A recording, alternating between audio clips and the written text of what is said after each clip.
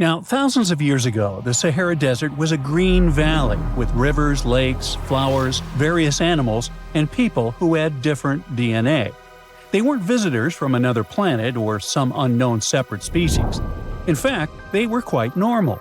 But their genetic code changed scientists' understanding of how human civilization developed. It sounds a little confusing, but let's start at the beginning. Among the endless dunes of the Sahara, there is a small rock shelter where wanderers can hide from the scorching sun. This place is called Takori. Recently, it became famous because scientists found two mummies there who lived about 7,000 years ago. At that time, in China, people were learning to domesticate pigs. In Egypt, paintings with geometric patterns appeared. Almost everywhere in the world, people were developing agriculture. But what was happening in the Sahara? Scientists analyzed fragments of DNA from the mummies, along with other artifacts found in the cave. They discovered that the bodies belonged to female pastoralists. They lived during a time when the famous desert was known as the Green Sahara because of its humid climate and abundant vegetation. Those mummies belonged to a group of people of unknown origin. Their DNA did not contain the genes typically found in populations that lived in that region. In fact, their genome did not resemble any other known genetic lineage. Surely, there must have been relatives of these people living in other regions. A similar genetic code was found in the remains of hunter-gatherers in the Tafaralt cave located in Morocco. The DNA of the people from these two caves was equally distant from the DNA of people who lived in the southern part of the Sahara. Since their DNA was not similar to other genomes in the region, this tribe must have lived quite separately. They probably did not accept strangers and did not move from place to place. They simply didn't need to, since the Green Sahara had everything necessary for life: a good climate, water, and food. These Takori people lived within their own community as if they were separate from everyone else. But then, how did they learn about animal husbandry? Today, breeding bulls, goats, and other animals seems completely natural, but in the distant past, it was a real breakthrough. Farming and cattle breeding technologies developed around the world during mass migrations. Imagine a small indigenous group living in the Green Sahara. Suddenly, thousands of outsiders who know agricultural techniques arrive from other regions. They take over the land, drive some locals away, allow others to stay, impose their own rules, and begin cultivating the soil. Their settlement grows, and then they migrate to another area where they spread their technologies again. That's how progress developed in the past, at least that is what scientists thought. Of course, during these migrations, different people mixed with each other, which introduced great diversity into the genetic code. But in the case of the Takori tribe, there was no diversity. They were not attacked, and large-scale migrations did not affect them in any way. So the question arises, how did they know about cattle breeding? This is what surprised researchers. We were convinced that agriculture spread exclusively because of large-scale migrations. The discovered mummies showed scientists that people simply exchanged knowledge and culture. Perhaps a traveler came to the Takori settlement, showed them how to breed animals, and left. No genetic mixing occurred, which is why they retained a distinct and separate genetic code. It's also possible that someone from Takori traveled elsewhere and returned with new knowledge about herding. No one conquered anyone. No one imposed their knowledge or rules. In other words, they did what modern people do. They shared experience and knowledge. This small detail in the genome of the two mummies shows that the ancient world may not have been as cruel and harsh as we once imagined. In a sense, the genetic material inside those mummies tells the story of how the technological and cultural development of humankind has changed over time. But there's also the reverse situation, when the development and progress of human civilization shape our genome. What? It sounds strange. Do microwave ovens affect our DNA or something like that? No, it's much bigger than that. Our DNA was changed by fire. If you look at us through the eyes of nature, we are very strange creatures because of our weird relationship with one of the most dangerous elements in the world. But what's so strange about it? Well, just look at nature. Did you see how people in thrillers about wildlife scare away wolves and bears with fire? It's because it really may work, since many animals are afraid of fire and stay away from it. Some lizards learned how to survive wildfires by hiding in already burned bushes, places where the fire will not return. Evolution has made nearly all living creatures avoid fire, but not humans. We're the only species on the planet that does not run from fire but uses it. No other animals live under a constant risk of burns. Evolution was not prepared for this and had to rapidly adjust our genes to match our behavior. The technology of controlling fire is one of the oldest in the world. We used it to keep warm in cold climates, cook food, produce metal and ceramic objects, build homes, and conquer territories. We put hot food into our mouths and drink hot tea. We're the only creatures on the planet that voluntarily put a potentially dangerous source of heat into our mouths. And this has been happening for thousands of years. Fire is still an essential tool, and all this time, we've been getting burned. No other species on Earth experiences anything close to the number of fire-related damages that humans do. And it's not just about our past.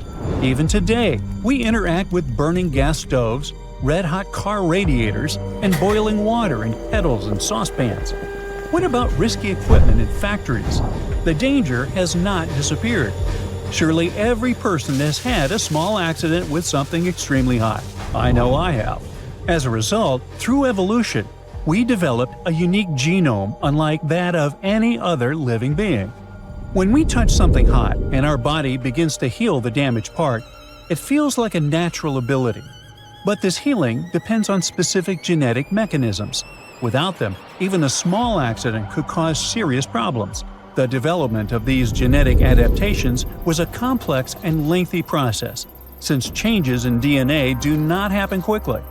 While humanity was adapting to fire, intense natural selection was taking place. Some scientists even suggest that we are descendants of those who recovered from burns more quickly than others. Of course, mammals also have adaptations related to fire. Scientists studying primate DNA discovered a set of 94 genes that activate in response to burns. So, what makes us different? In humans, some of these genes evolved much faster and became far more effective at healing and fighting bacteria. So, does it turn out that we have a superpower we never realized we had? Yes, but there's bad news. The same immune response that allows us to heal quickly from burns can also cause serious problems. How is that possible? Well, instead of using examples with real people, let us imagine a mannequin with the same fire-related adaptations as a human. When the mannequin receives a small burn, say from a hot radiator under a car hood, its immune system quickly triggers inflammation, during which immune cells neutralize the damage. It is an aggressive healing strategy, but it works. However, if the mannequin gets a large area burn, that same defense becomes dangerous. The immune system uses the same tactic for major burns as it does for minor ones, creating massive inflammation that can be life-threatening. Why is that? Because evolution developed protection against small incidents around a campfire, but not against massive fires. Interestingly, how do scientists explain our craving for extreme sports and adrenaline? What does our DNA say about this? Well, it's a whole new story. The Sahara Desert is like a Mad Max movie. Scorching heat, endless dunes, and an overall barren wasteland. A place where no one could live, right? Well, forget all you know about it, because 5,000 years ago, the Sahara was a lush paradise of grasslands, lakes, and rivers, and the home of a ghost civilization that vanished without a trace. Our tale begins in the 1930s, when a Hungarian explorer stumbled upon a cave in the middle of the Sahara. Inside, he found something bizarre: ancient rock paintings of people swimming in a lake, surrounded by giraffes, hippos, and crocodiles. At the time, everybody shrugged it off as some symbolic depiction of the afterlife, because, really, who would imagine a lake in the Sahara? Well, fast forward some 70 years later, when a group of archaeologists made a discovery that flipped the script. In a rock shelter in Libya, they unearthed 15 mummies, along with baskets, ceramic pots, and other everyday items. This may look like prehistoric junk to most people, but to archaeologists, it was like uncovering a key piece of evidence. Those people weren't just passing through, they lived here. You see, those weren't just any mummies. They were some of the oldest naturally mummified humans ever found, dating back over 7,000 years. Take that, Egypt. 2 of them still had readable DNA, preserved thanks to a rare natural mummification process, almost a miracle considering the Sahara's climate's ability to turn everything into, well, beef jerky. Scientists struggled to understand where those mummies came from for a while, because the mitochondrial DNA they recovered was not helpful at all. But thanks to scientific progress, they eventually managed to do a full genome analysis that revealed some weird secrets. Those people belonged to a human lineage that was completely unknown, and they lived isolated from the rest of humanity for thousands of years.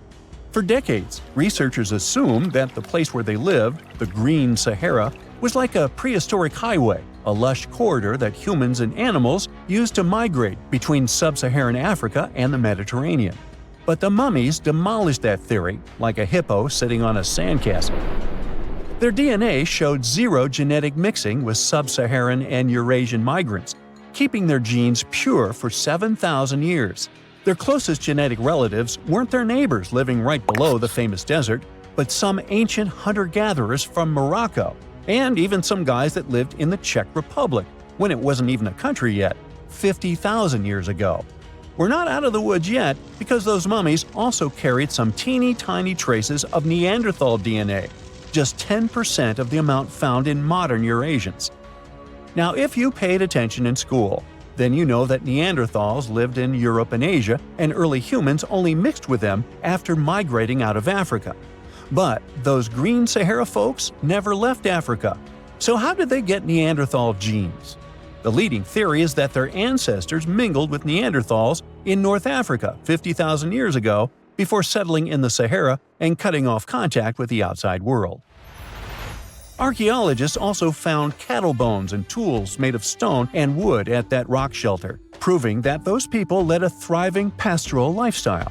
This discovery made scientists scratch their heads for a while because, you see, animal domestication was not developed in Africa.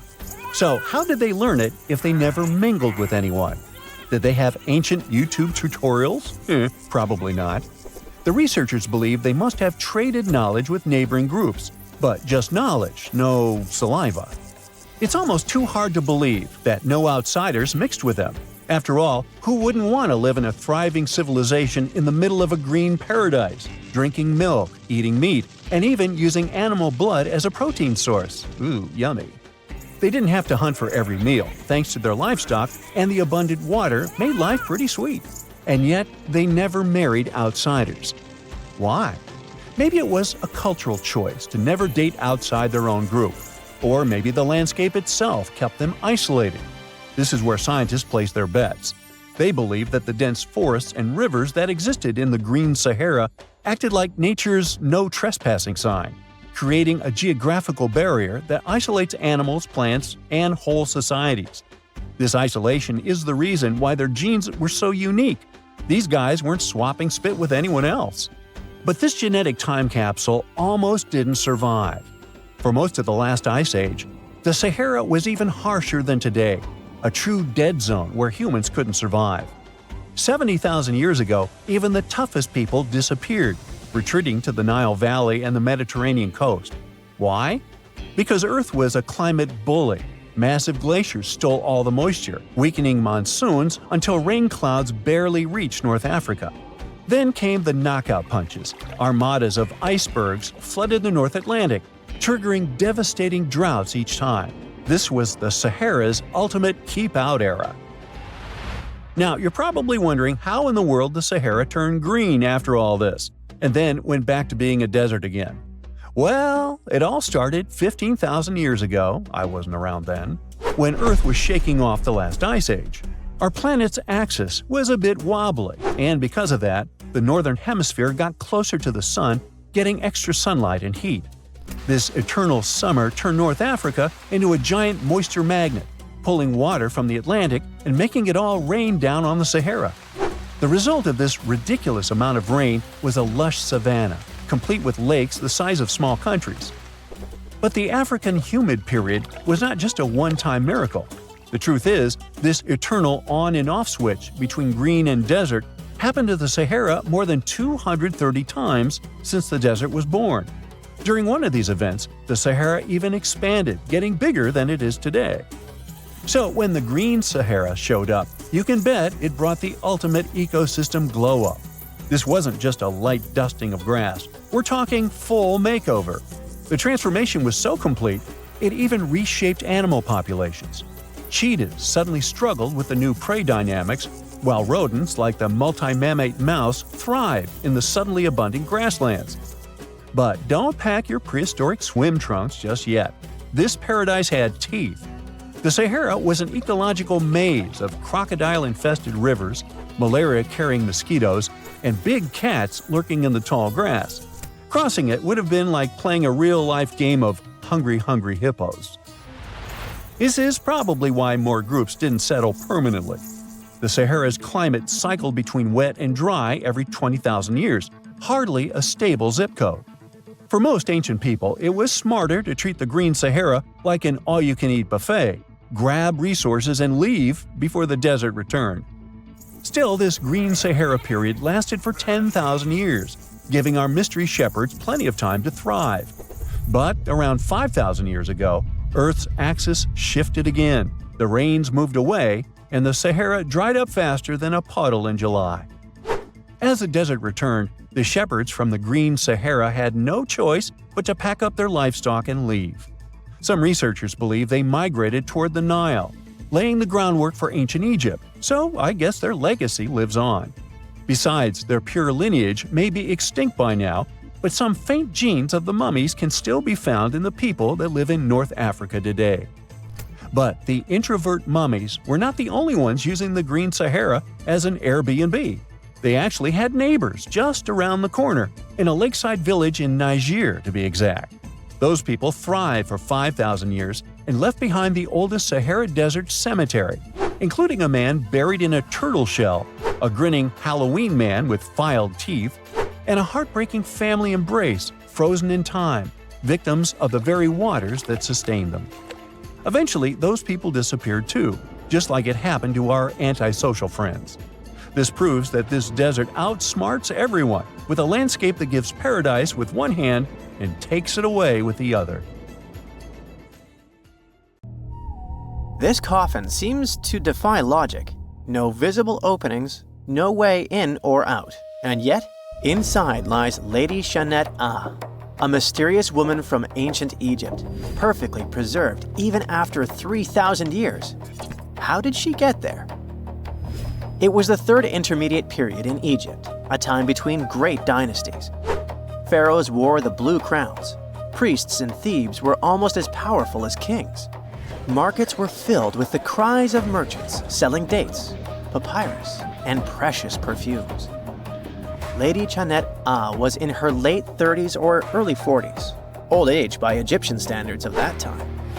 Like other Egyptians at the time, she ate meals of bread, lentils, and fish. By that age, her teeth were already badly worn down, yellowish with enamel eroded, because food in ancient Egypt often had grains of sand in it. But she wasn't just a regular woman. When she passed away for unknown reasons, her burial was lavish. Locals wrapped her body in expensive linen and adorned with artificial eyes to replace her real ones. That would help her see in the afterlife. And that's exactly how we found her 3,000 years later, in a beautifully decorated sarcophagus. It was made of cartonnage, which is kind of like papier-mâché, made by layering linen and papyrus with adhesive. These coffins were wildly strong, lasting for thousands of years, all thanks to Egypt's super dry climate. But most importantly, Egyptians only used it for the elite. So she was someone very important to the locals, though we might never know why. But there was only one huge problem with her mummy. How did they even put her in the coffin? No matter how much researchers looked, there were simply no entry points. The only visible gap was a tiny slit near her feet. but that's not nearly large enough to place her entire body inside. This mystery puzzled them for decades, until they finally learned the truth only recently. They study those mummies at the Field Museum in Chicago using new technology, CT scans. It's basically like taking thousands of X-rays and piecing them together to create detailed 3D images. That's how we can learn more about the bodies without disturbing them. And it turns out the ancient Egyptians were unbelievably clever. They didn't construct the cartonnage around Chenet-aa's body, which would be a common and easy thing to do. Instead, embalmers created the coffin first. Then, they softened this coffin with moisture to make it flexible. After that, they carefully molded it around her wrapped body. They did cut a slit along the back of the coffin to do that, but then they laced it up like a corset, so it seemed like there were no openings. Finally, they secured a wooden panel at her feet to keep everything in place. That's where the tiny slit came from. Usually, the insides were removed and put in jars, symbolically guarded by the 4 sons of Horus. Egyptians believed that the deceased would need all that stuff once they got into the afterlife. They also thought it would help preserve the body for ages, which, as we can see, worked amazingly well. Thanks to their beliefs, we now have mummies as time capsules. Each son of Horus was supposed to protect each of the specific body parts. The human-headed Imseti for the liver, the baboon-headed Hapi for the lungs, the jackal-headed Dalmatef for the stomach, and the falcon-headed Kebis Senuv for the intestines. It's crazy how much effort the embalmers put into their job, especially in Lady Chenet-aa. They wanted to make sure her body remains untouched and the sarcophagus would be perfect for her. You can't help but wonder, who was she if she mattered so much? The ancient Egyptians literally viewed the afterlife as modern retirement planning. You're not just passing away, you gotta prepare yourself for it. Prepare the body, eyes to see, and so on. And the richer or more important you were, the better your afterlife would be. But Chenet-aa wasn't the only fascinating mummy they studied. They also decided to scan Harwa, an Egyptian man who lived around the same time. Judging by the mummy, he also had a high social status. His mummy revealed no signs of hard labor and his teeth were well kept, which means he enjoyed some high-quality food without tons of sand in it. Some fellas got lucky both in life and after it. But there were many mysterious mummies throughout history. One of them is Chin Tsun, also known as Lady Dai. The story of her began in 1968. Some workers near Changsha, China were digging an air raid shelter for a hospital. But suddenly, they accidentally uncovered an ancient burial site. They came down there and stumbled upon something incredible. 3 tombs belonging to a noblewoman, her husband, and a young man believed to be their son. She was a noblewoman from ancient China, and she had a fascinating backstory. She lived over 2,000 years ago during the Western Han Dynasty. She was married to Li Kang, a guy who served as chancellor to the Changsha Kingdom, a high-ranking official. At first, it looks like Lady Dai lived a life of luxury and privilege. She had private musicians to play at her parties, and for her personal enjoyment. She probably played the guqin, an instrument that back in the day people associated with intellect and elegance. And she certainly ate like an empress. Fine meats, delicacies, and all things like that. Even her wardrobe was full of some exquisite silk, not even mentioning the tons of cosmetics. But all this wealth came at a cost. The more she aged, the worse her health became. She got a full pack: a heart condition, diabetes, high pressure, and liver issues. It also looks like her back was driving her crazy, probably making it hard for her to even move. Finally, as a cherry on top, she developed gallstones. All this packed together eventually led to a heart attack that took her life around the age of 50. There was one haunting detail. Scientists found over 130 melon seeds in her stomach and intestines. Most likely, she ate watermelon just hours before she passed away, which means it was probably during summer when the fruit was ripe. She enjoyed a sweet, simple treat before her life was cut short. The excavation began in 1972, and this wasn't easy at all. Over 1,500 local students had to help. And Lady Dai was the most mysterious one. She was buried in 4 rectangular pine boxes, one inside the other like a matryoshka doll, all wrapped in 20 layers of silk, and all that sealed with lots of charcoal and white clay. The coffins were painted beautifully as well, adorned with protective deities, mythical animals, and clouds which symbolized the heavens. There were drawings of divine creatures and Mount Kunlun. The myth said that on this mountain, people reach eternal happiness. All this told us a lot about the Han Dynasty, their beliefs about afterlife, art, daily lives, and their remarkable craftsmanship. And then researchers finally got to the body. It was astonishing. Soft skin, joints that could still bend, and in general, she was almost intact. She even kept her hair, eyelashes, fingerprints, and even traces of blood. It's like she literally passed away only a few weeks ago. Ancient people used a very clever technique to preserve her. It looks like embalmers put her into some weird, mysterious acidic liquid. This liquid prevented bacteria from growing.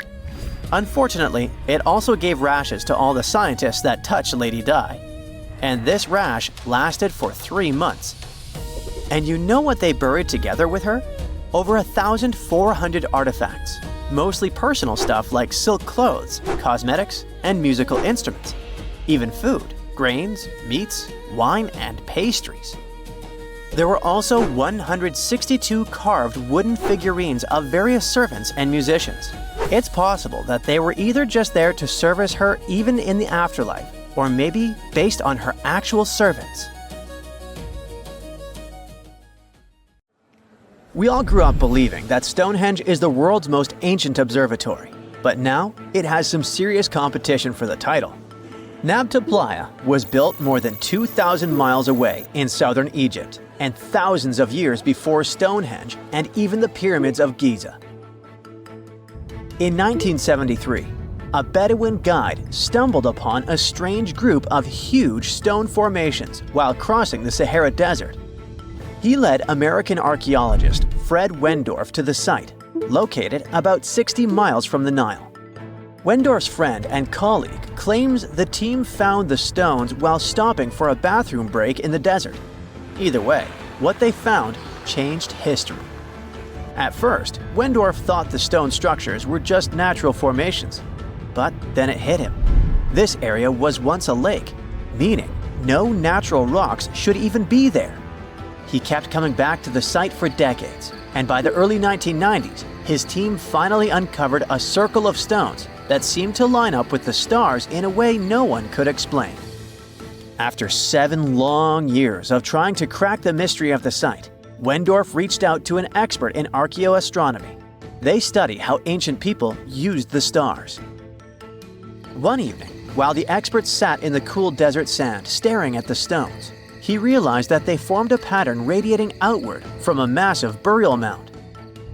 One by one, as they dug into the sediment, the buried megaliths started lining up like spokes on a wheel. The team had already used radiocarbon dating to test samples from fire hearths and tamarisk wood roofing found inside the stone circle. Nabta Playa had dozens of standing stones, all a few feet tall. Some of them lined up exactly with the sunrise on special days, and others matched up with bright stars in the sky. Inside the big circle, there were 6 special stones that may have been used for rituals or marking important times of the year. Around them, 29 standing stones might have worked like a simple calendar to help people know when it was time for something important, like the summer solstice, the longest day of the year. When the sun rose in just the right spot, it was a sign that the rainy season was coming. The stone circle once aligned with the brightest stars in the northern sky: Arcturus, Sirius, and Alpha Centauri. Some stones even pointed to the constellation Orion. By tracing Arcturus's movement across the sky, they figured out that it matched perfectly with the circle around 4800 BCE. That means it was the oldest astronomical site ever discovered. And the people of Nabta Playa may have been watching the stars thousands of years before telescopes were even invented. It looks like it had a huge meaning for people living and traveling through the desert. Over 10,000 years ago, the long, cold, and dry ice age that lasted for tens of thousands of years was finally fading away. Northern Africa got massive monsoons and rains that filled up seasonal lakes, so parts of the desert turned into short-lived oases. For the nomadic people who roamed this harsh land, these summer rains were everything. Their entire way of life revolved around cattle.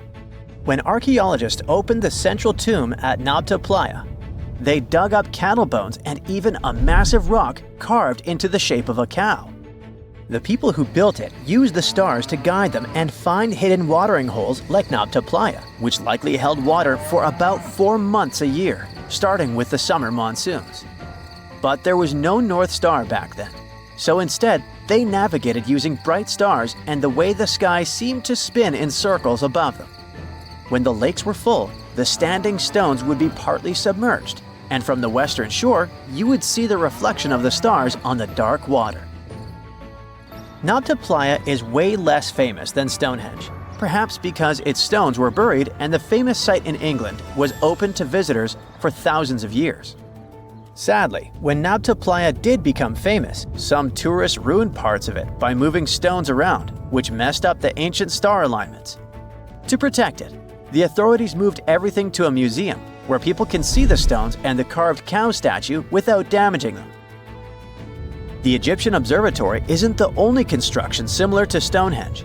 It has versions that were used for different purposes from Germany and France to the US and the Andes in northern Peru.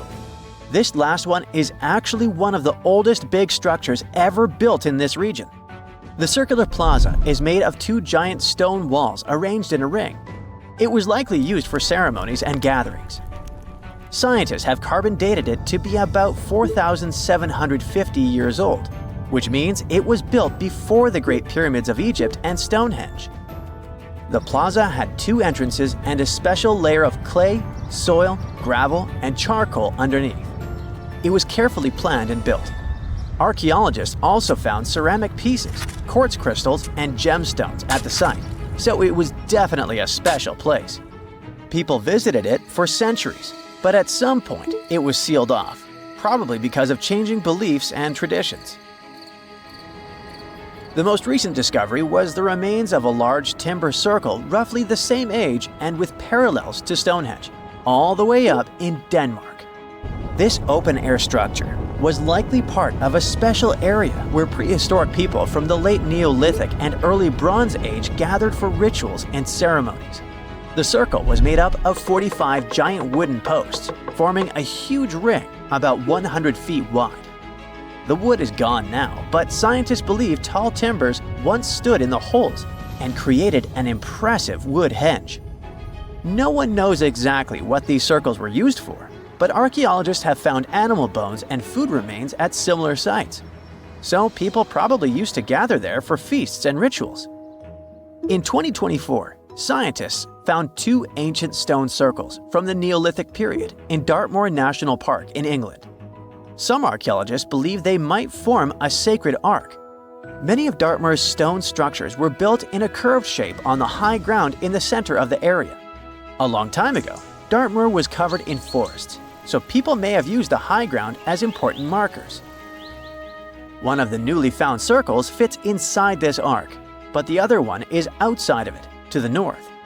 This could have been an entrance point into the ark. There's also a raised bank of earth near the stones, which looks similar to other famous Neolithic sites, like the Ring of Brodgar in Scotland and Stonehenge itself. This means the people who built these circles may have visited Stonehenge or been inspired by it. Archaeologists in Oman found ancient stone monuments called tralith, which got the nickname Arabian Stonehenge. They were finished about 2,000 years ago, but no one knows for sure who built them or why. Scientists also found stone hand axes that are incredibly old, between 300,000 and 1.3 million years old, from the time when the first humans left Africa. At another site in central Oman, archaeologists discovered a Neolithic tomb from around 5,000 to 4,600 BCE. There are 2 chambers with the bones of dozens of people inside beneath a giant megalithic structure. Nearby, they also discovered rock carvings that were made by people who lived in the area. And then there is another Stonehenge look-alike, this time in Saudi Arabia, that was used as an apartment complex thousands of years ago. Archaeologists discovered a total of 345 stone circles by looking at aerial photos of a lava field. Each circle is between 13 to 26 feet and has at least one large standing stone in the middle. These structures still have remains of stone walls and doorways. Stone circles like Stonehenge are often linked to ceremonies and rituals, but scientists say that many early houses were actually built in round shapes, and rectangular homes only became common much later in history.